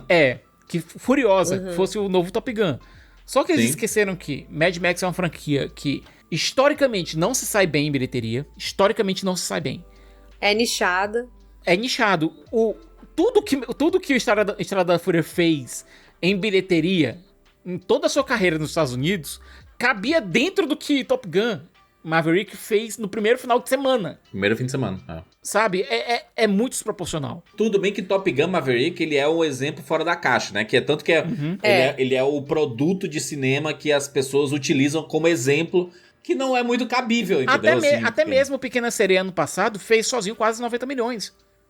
Não se compara, cara, porque é Disney, né? Não se compara. Obviamente a gente tem vídeos no Rapadura que explicam melhor isso, mas o que tá acontecendo agora é uma acumulação, é uma tempestade perfeita. A gente tem poucos lançamentos por conta da greve do ano passado, A gente tem toda a questão do público estar sendo condicionado a esperar para ver esses filmes no VOD, ou então no streaming. Vai ter que ser feito um trabalho muito grande para recondicionar o público para ir aos cinemas, e eu não sei se os estúdios estão a fim de fazer isso. Não, a guerra cinema e streaming, o cinema tá perdendo a guerra, tá? E não é de agora. O período pandêmico acelerou um processo de hábito. Conheço diversas pessoas, fizemos uma pesquisa aqui no Rapadura, no primeiro podcast do ano, resumão, em que a gente fez a pesquisa. Quantas vezes você foi ao ano em 2023 e tudo mais? A que mais as pessoas responderam, e chega perto de 50%, foi de 1 a 3 vezes. Cara, você ir... E eu vou pegar o máximo. Você ir 3 vezes ao cinema em um ano é muito pouco comparado com que anos atrás as pessoas às vezes iam uma vez por mês. Obviamente que eu tô falando das pessoas que têm o hábito, né? Que tem o hábito de ir ao cinema. Quem tem o hábito de ir ao cinema, normalmente vai o quê? Umas 2 vezes por mês. Pega a cada 15 dias. Em alguns casos até uma vez por semana. Mas não dá mais pra sustentar esse hábito, porque cinema tá muito caro. Eu queria muito assistir Furiosa com a plateia cheia, porque eu acho que é o tipo de filme que dá uma energia muito bacana quando você tem um público cheio, quando você tem uma casa cheia. Esse ano a gente vai ter, Cicas, basicamente o Deadpool e o Wolverine com casa cheia. E talvez nos primeiros fins de semana e tudo, e depois vai passar. Duna eu peguei casa cheia, ainda bem, foi uma energia muito boa que eu tive assistindo Duna. Mas não se compara com 4 anos atrás, entendeu? Com 5 anos atrás, sei lá. Não, e aquela coisa, como tu falou, acho que a gente vai ter uns 5, estourando, 4 ou 5 filmes que esse ano vão conseguir essa energia de casa cheia, isso sendo muito generoso. E é triste, eu acho que Furiosa é um filme que, cara, eu assisti no mesmo dia 2 filmes que eu amei, que foi o Furiosa e o Fúria Primitiva. São filmes que seria tão bom assistir de galera, sabe? O Fúria Primitiva eu assisti com um amigo meu, e tipo, tinha 6 pessoas na sala. Eu fui rever Furiosa, tinha também coisa de 10 pessoas na sala. É triste, chega a ser desesperador. Porque a gente não consegue mais entender o que o público quer. Furiosa, ele se encaixa no tipo de filme de ação que a gente ouvia dizendo que o público queria. Porque o que se tinha na internet era o pessoal dizendo, não, a culpa é da fadiga dos super-heróis. A culpa dessas bilheterias é fadiga dos super-heróis. Gente, e a culpa é qualitativa, né? Tipo assim, a qualidade tá muito baixa. E não é isso. Eu tô falando, é o hábito. O hábito está mudando. Olha, eu amei o dublê. Eu amei Rivais. Eu amei Furiosa. E são filmes que eu não vi o público comparecendo. Fracasso de bilheteria, todos os 3. No caso do dublê foi pior ainda, sabe por quê? Porque além de lançar o filme no VOD, ainda lançou com uma versão estendida de 20 minutos a mais, que basicamente tá dizendo, olha, não vale a pena ir pro cinema, assista em casa que tem 20 minutos a mais de filme. Cara, realmente é um cenário muito desesperador. Pode ser que em algum momento mude, a gente precisa... Esse é um dos piores verões do cinema dos Estados Unidos, assim, os filmes não estão emplacando, os filmes não estão rendendo. Normalmente o período de verão, que é o maio, junho, julho e agosto, são grandes filmes que chegam, que as pessoas querem ir ao cinema. Infelizmente, o hábito mudou, sabe? Os trackings até agora, os maiores desse verão, estão pra Divertidamente 2 e pra Deadpool e Wolverine, 2 filmes da Disney. Enquanto isso, a gente tá tendo... A Warner, ela conseguiu belos sucessos no começo do ano com Duna e com Godzilla vs Kong. E ainda teve o Wonka, que veio do restinho do ano passado, pregando no começo desse ano, né? Sim. Mas eu acho que esse ano, por conta da falta de lançamentos, e essa falta vai pegar muito no segundo semestre, muito mais vai pegar no segundo semestre. Que pode ajudar a Warner é o filme do Coringa, né? O Joker 2, né? O Joker 2 é a aposta do bilhão da Warner desse ano, né? Mas os outros estúdios, Júlio, eu acho que tá todo mundo ao Deus dará. A Universal, pelo menos, ainda tem um meu Marvel favorito pra sair aí. Tem alguma coisa, mas em matéria de live action tá duro, viu? Tá difícil. Mas eu acho que os estúdios, eles vão repensar esse calendário pra 2025. Eu acho que 2024 vai ser um ano muito difícil pra eles conseguirem atingir. E o Mad Max, ele é um exemplo disso. Porque é um filmaço, um filme que todo mundo que assiste... Você não escuta a gente dizendo assim... Vi lá o Furiosa e não gostei, sabe? Eu não vi. Eu até procurei ver se alguém tava falando mal e tudo. Eu realmente não vi. Talvez seja até o melhor filme de Mad Max. Isso é polêmico demais, tá? Isso é muito polêmico. Sabe por que é difícil? Eu não gosto de comparar nenhum Mad Max com o outro, porque nenhum filme repete subgênero. Sim, Mad Max sempre são filmes diferentes. é um filme de vingança, um carsploitation de ação, uma aventura infanto-juvenil, um blockbuster de ação e um drama de guerra.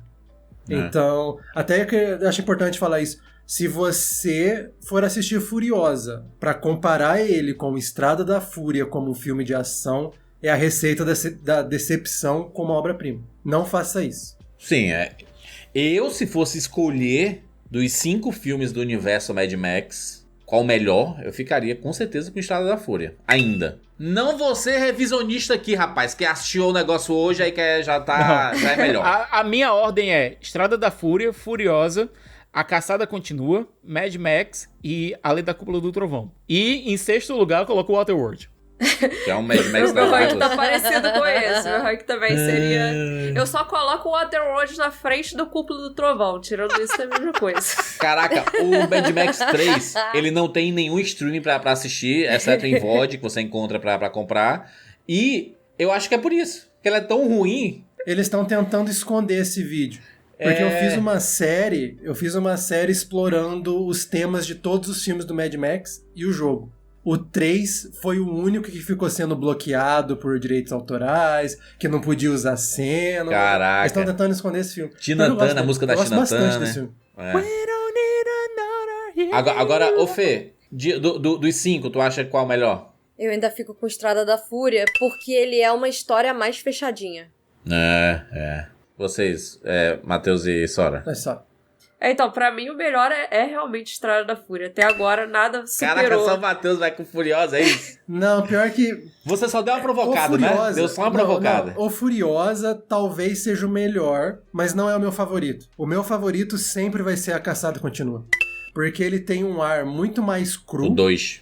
Legal. O 2. Ele tem um ar muito mais cru, que eu adoro. E não tem... O meu ponto fraco na franquia Mad Max é o Interceptor. Aquele carro... Pensei que você ia falar do girocóptero. Quando ele dá aquela acelerada, hein, Matheus? Aquela acelerada. Cara, aquele... se eu pudesse ele ter aquele grita. carro... O 2 é fantástico mesmo. O 2 é carro incrível. E tem um cachorro também, então tudo naquele filme tá certo. Na mitologia, seria mais ou menos... Não, ganhou o quadrinho, Cicas, o Mad Max? Deve ter ganho, né? Alguma coisa de quadrinho, alguma coisa Teve assim. quadrinhos do Estrada da Fúria. Fúria. Não leiam, é terrível. Joguem o jogo. Em termos de lore, eu acho que o Max ele ficou tão famoso, e com o carro também, que quando ele chegava em alguns lugares e os motoqueiros, as gangues escutavam o som do carro, já tremiam, mais ou menos como era a trombeta lá do Boromir no Senhor dos Anéis. Eu tenho um modelinho aqui em casa, depois eu mando foto. Eu tenho um modelinho aqui em casa do Interceptor. Tem um inscrito nosso, eu não lembro o nome dele, eu não vou lembrar. Ele comprou um Opala e ele transformou o Opala no Interceptor, incluindo com a ventoinha na frente. Caraca. Ele leva pra evento, ele vai... É muito bom. O Opalão é foda. O Opalão pode ser o Interceptor, o Opalão pode ser o Batmóvel do Pattinson. Você dá uma volta no quarteirão, você acaba o tanque dele, caralho. Né? Bebe com gasolina certeza. absurdamente. Nesse negócio de você cruzar mídias, uma coisa que eu vi muito interessante é que o Estrada da Fúria, ele demorou 15 anos, né, no processo de concepção, desenvolvimento, roteiro, ter o dinheiro pra fazer e tal, pra ser lançado, né. Eu vi dizendo que, inicialmente, a ideia do George Miller lá atrás era fazer um anime de Furiosa pra ser produzido na mesma época do Estrada da Fúria. Mas que aí, conforme foi adiando tudo, ele acabou descartando essa ideia. Mas vocês conseguem imaginar um anime com essa história prequel de Furiosa? Eu consigo. A prequel de Furiosa, não. Mas um anime de Mad Max eu consigo. Chama Hokuto no Ken. Muito bom. Eu amo Shinderu. Eu gosto muito de construção de universo, né? Então esses detalhes eu acho que seriam muito legais. Quando eu falei ali do Senhor dos Anéis, é que no livro, os orcs, quando escutavam a trombeta lá do Boromir, eles já estremeciam, eles já fugiam, porque sabiam que o Boromir estava chegando, e estava chegando o exército e tudo. Então eu imagino que no Mad Max seria mais ou menos isso. Ele ia ficar tão famoso que cada vez que ele acelerasse no Interceptor, os motoqueiros já... Meu Deus, ele tá chegando! E basicamente todo o filme ele arrebenta o Interceptor. Fica difícil, né, pro carro sobreviver, né? Vamos aqui pras notas? Notas aqui de 0 a 10 para Furiosa, uma saga Mad Max. Exatamente. Caraca, sempre esses subtítulos me matam o negócio. Eu vou dizer, cara, que eu fiquei muito feliz de assistir esse filme no cinema.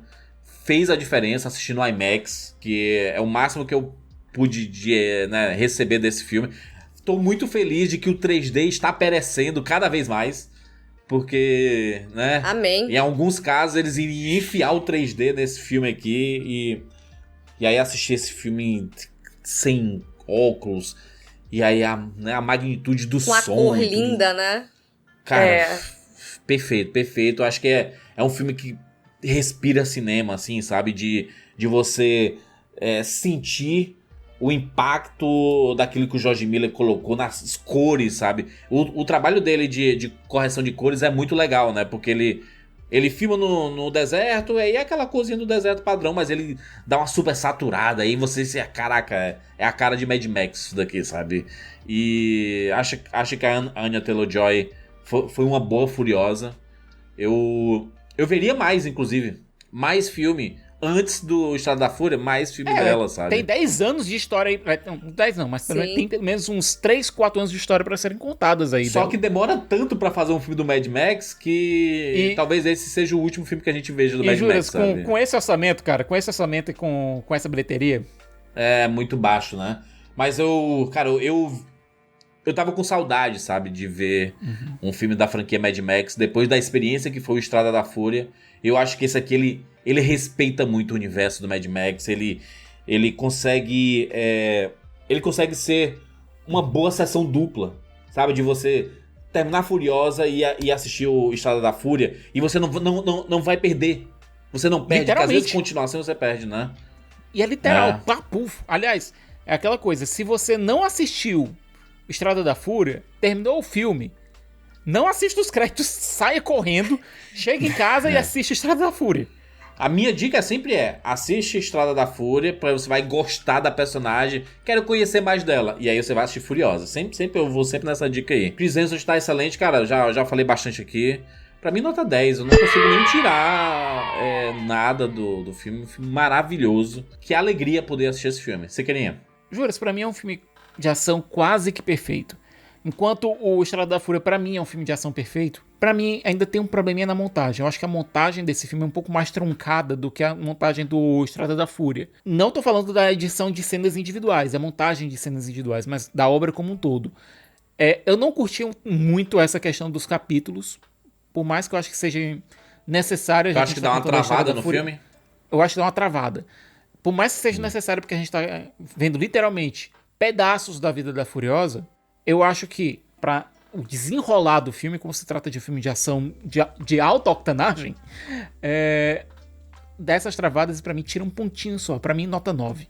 Quase perfeito. Entendi. Quase perfeito. Muito bem, Fernanda. Eu tô com o Sicas nessa. A única coisa que daria pra se discutir quanto a esse filme não ser um filme de ação perfeito é porque, como ele também é o desenvolvimento, a história de origem de uma personagem, ele fica às vezes entre as duas coisas e aí ele acaba sendo um pouco lento em alguns momentos.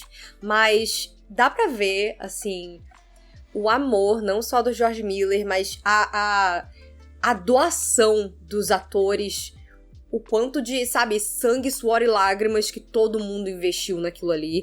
É um filme que ele acelera o seu coração. Se você já gosta do Estrada da Fúria, eu acho que esse filme vai te fazer gostar mais ainda dele, porque ele expande a lore desse universo. Eu, por exemplo, o meu favorito é o Estrada da Fúria. O que eu mais gosto é toda a organização, as castas diferentes, essas coisas dos War Boys, as noivas e tudo mais. E esse filme aqui, ele me leva onde eu queria ter ido no Estrada da Fúria e eu não fui, né?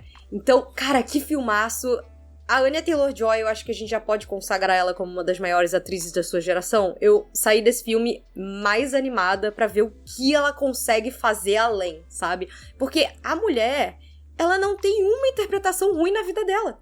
Até se ela tiver num filme que não é tão bom, até se ela, em filme ruim, ela salva o filme ruim. E o Chris Hemsworth, gente, que acerto de elenco foi esse filme.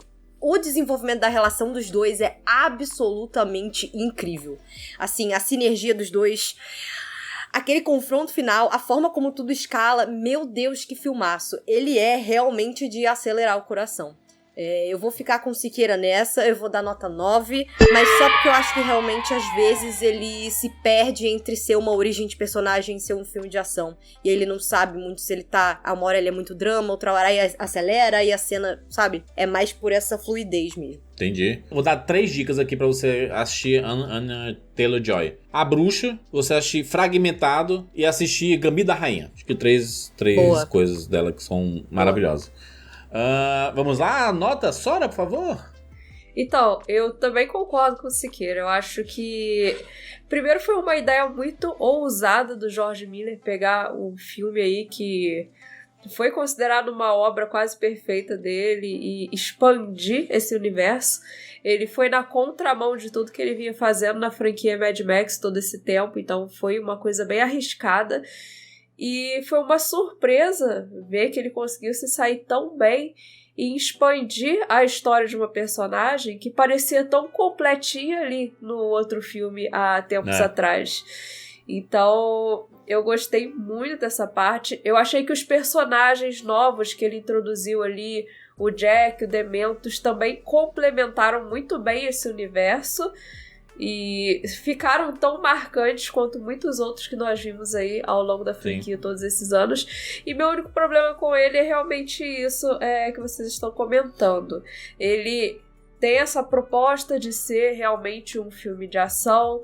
Como o Matheus comentou, ele é um drama de guerra, né? Mas tem hora que ele parece que não sabe muito pra onde quer ir e fica um pouco confuso. Mas pra mim também é nota 9. Foi uma experiência extremamente satisfatória assistir Furiosa no cinema. Vamos lá, Matheus, dá esse 10 pra gente combinar aqui, nós dois. Todos hereges. A média fica 9,5. Não, eu não vou nem me alongar. Furiosa é o que Mad Max tem que ser, que sempre foi. É uma homenagem à franquia. É um estudo sobre a própria franquia. Ele não só melhora Estrada da Fúria, ele enaltece todos os 4 filmes anteriores e o jogo. Sim. Então, é 10. Porque é um Mad Max como o Mad Max tem que ser. É a ficção científica como a ficção científica tem que ser. O que ele fala sobre a humanidade dos seus personagens talvez seja o mais profundo de toda a franquia. Personagens como Jack, como Dementos, criam assim um negócio maravilhoso. E não tem como, é 10. Muito bom, eu fico feliz. Porque é um filmaço, né? Todo mundo gostou do filme e aí é muito legal. Por favor, deixa seu comentário aí, é muito importante, né, pra gente continuar a discussão em cima da franquia Mad Max. E será que a gente vai ter mais um? Será que há a possibilidade de ter mais um? Queria tanto, queria que chegasse um shake no George Miller. Toma aqui 1 bilhão pra você fazer aqui. Fazer uns 3 filmes aí do Mad Max. Igual o Jeff Bezos salvou The Expanse, né? Olha essa esperança aí, viu? Olha essa esperança aí, viu? Cara, a gente tem que ter esperança, né? Mad Max fala muito sobre isso, né? Queremos uma nova esperança. Aonde você está indo, Jurandir Filho, com essa esperança toda? Né? Exatamente. Agradecer aqui mais uma vez a Sora e o Matheus. Central Pandora, acessa aí no YouTube. É muito fácil de encontrar, tem linkzinho pra você acessar lá. Valeu demais mais uma vez aqui. Cara, muitas participações, hein, recentes. O pessoal tá curtindo, né? Oh, que bom. Que bom que o pessoal tá gostando, porque tá sendo super bacana participar aqui com vocês. Aí, muito maneiro. Sempre que a gente falar desses assuntos... Vocês abrilhantam muito a discussão. É inacreditável como o podcast sobe de nível quando vocês participam. Ai, obrigada. Caramba, incrível. Parabéns. Fica a dica aí, acessem Central Pandora, tá no Instagram também, tá no Twitter, mas principalmente no YouTube lá que você acompanha todos os trabalhos dele. Um trabalho muito maneiro sobre ficção científica. Fica a dica aí de acessar o YouTube deles. Gente, fechamos aqui mais um Rapadura Cast. Segue a gente no @rapadura lá no Twitter e no @cinema com rapadura no Instagram. Pela primeira vez, estamos fazendo esse podcast também em vídeo. Então, que as pessoas que pediam muito, ai meu Deus, eu quero ver Rapadura Cast em vídeo, tá aí pra vocês. Aproveitem, vai lá no canal do Rapadura, toda sexta-feira sai um Rapadura Cast novo. E aí vai sair também em áudio, mas também em vídeo, tá? Pra não ficar o pessoal chateado, né? Não teve uma troca. É sempre Vai sair pros dois, acrescentando, Jurandir Filho. É sempre acrescentando. Exatamente. Não estamos retirando nada, só acrescentando. Assim como o nosso Sala VIP, né? Nosso Sala VIP, nosso espaço também em vídeo. As pessoas vão poder assistir a gente comentando sobre cinema, sobre muita coisa legal. Então, estamos aí, né? Estamos trazendo... Isso é tudo sugestão de vocês, tá? Se vocês não engajarem, não acompanharem, aí nós vamos, né? A gente vai chamar ali pra conversar, né? Muito bem, mas fechamos. É isso. Nos encontramos na próxima semana. Tchau.